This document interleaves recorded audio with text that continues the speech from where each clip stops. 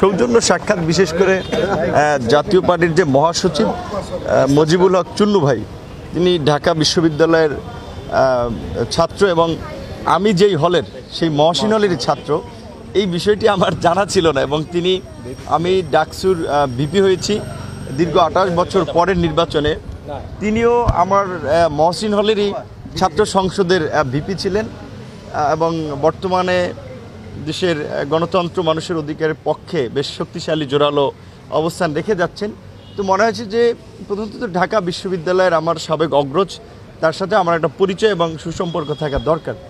সেই জায়গা থেকেই মূলত সৌজন্য সাক্ষাৎ। আসলে সৌজন্য সাক্ষাৎটা এমন সময় হয়েছে, আপনি জানেন, নিজেও আলোচিত এবং সামনে একটি নির্বাচনকে ঘিরে আসলে এরকম কিছু কথাবার্তা হচ্ছে কিনা বা জোটের ব্যাপারে এরকম কোনো কথা হচ্ছে কিনা, অগ্রস্ত আমরা জানি, সবাই জানি, কিন্তু এই মুহূর্তের আপনাদের সাক্ষাৎটা খুব কী হিসাবে আপনি দেখছেন?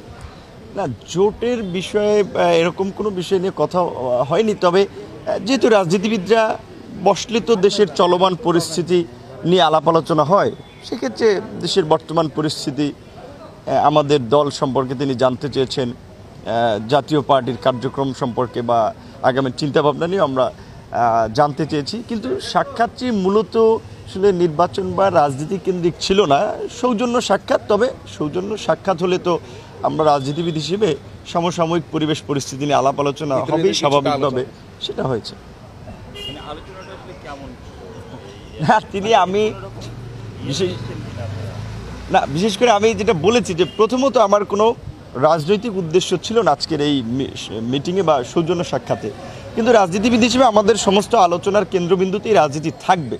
তবে তার রাজনীতির বাইরে তিনি যে এতটা আন্তরিক, এবং বিশেষ করে ঢাকা বিশ্ববিদ্যালয় এবং আমি মহসিন হলে একই হলের পরিচয় পাওয়ার পরে তার যে আন্তরিকতা, তার অতীত রাজনীতি এবং অভিজ্ঞতা, এবং আমাদের সাথে আন্তরিকভাবে যেভাবে শেয়ার করলেন, আমাদেরকে পরামর্শ দিলেন, সেটা সত্যি একজন অগ্রজের মতোই আচরণ এবং বন্ধু ভাবাপন্ন আচরণ।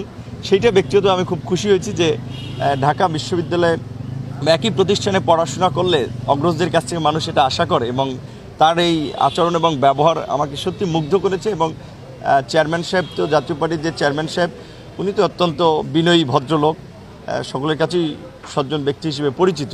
তার সাথে একাধিকবার দেখা হয়েছে, কিন্তু আজকে মূলত মহাসচিবের সাথে একটা সৌজন্য সাক্ষাৎ ছিল। রাজনৈতিক কোনো, আমি যেটা বলেছি, মোটিভ থেকে যেহেতু মিটিংটি ছিল না, সো রাজনৈতিক আলাপ আলোচনা খুব প্রাধান্য পেয়েছে এরকম না। সৌজন্য সাক্ষাতের জায়গা থেকে বিভিন্ন বিষয় নিয়ে কথা হয়েছে, এটুকু পর্যন্ত। আরও যদি পরবর্তীতে কোনো আপডেট অগ্রগতি থাকে, কথা হচ্ছে না যে আপনার দেখা হলে কথা হয়, কথা হলে বসা হয়, আলাপ আলোচনা হয়, আরও